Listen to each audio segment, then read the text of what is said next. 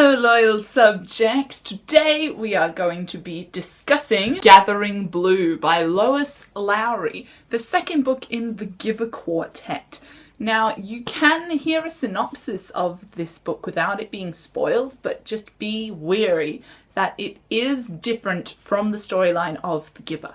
This book follows a different protagonist in a different setting, but there are some overlapping themes, I guess you could say. It is the same universe, but different. I would recommend that you go into it not knowing really anything about it. That way you can get the full impact of the story. So if you haven't read it, go read it, then come back. Okay? Okay. All you need to know is that it is good. So don't be wary. So, Gathering Blue. First chapter, we have a new protagonist. Her name is Kira, and we are thrown straight into this new world with all of these new customs. And I was rightfully confused at first. I wasn't sure what this place was. I came up with lots of conspiracy theories because the story of the people was that there was this great ruin, and that was when everybody kind of rose up to form this society that they have here. So I thought this was leaving off where the Giver left, and that the community there couldn't handle the memories of the world, and so they destroyed each other, and then this place was what came from the pieces of that. But no, I was wrong. So Kira's situation at the start of this story isn't a very good one. Her mother has just died and she's crippled, so she can't work anymore. And the people in this community are much more open about the killing of the useless citizens than they were in The Giver. They're just like, if you can't work, we're gonna feed you to the beasts. Sorry about that. But luckily that doesn't happen, and she gets a position as the new weaver.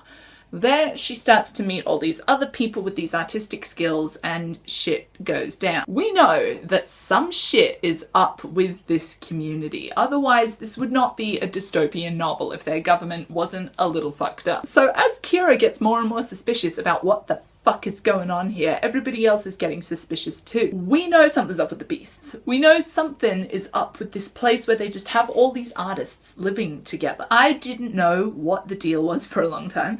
My theory actually was that Jameson, because we know he's going to play a part later on in the book, I thought that maybe he was Kira's father, and maybe Kira's father had faked his death somehow. Quite the opposite ended up happening. So we have this whole beast situation, and no one in this town has ever actually seen a beast. They just know people who say they've seen beasts, and there's that whole factor of controlling people with fear, because they're afraid of getting killed by these vicious, like, wolves, bears, whatever it is that is supposedly hiding in the forest. So when Annabella tells us there be no beasts, we're like, the fuck, man. The government's messed up.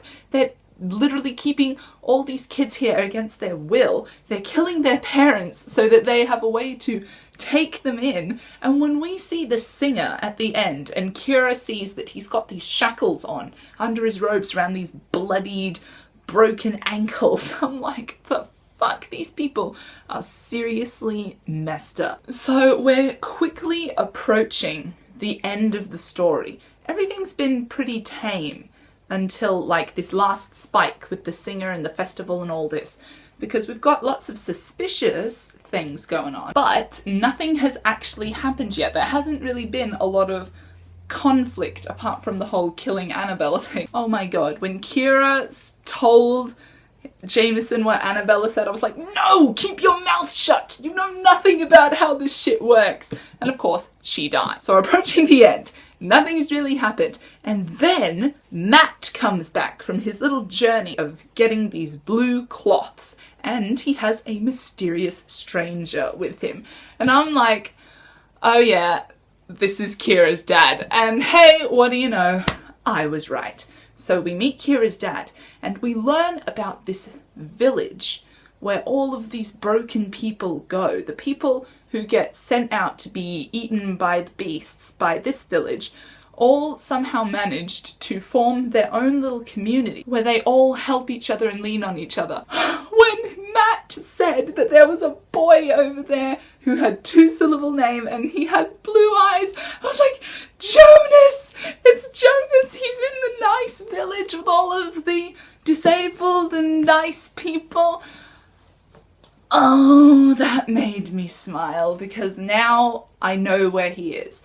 We had no idea where he ended up at the end of The Giver, just that he'd managed to get away from the community. So Kira ends up staying in the village to try and make a difference, and Matt leaves with her father. You can see that all these books are gonna somehow overlap, I'm guessing, in the last one. And that's good. I'm looking forward to seeing where this goes. That is all I have to say about this. I will be reading Messenger pretty soon, and it's really short, so I should be done with that in like a day. So I will see you next time. Goodbye, guys.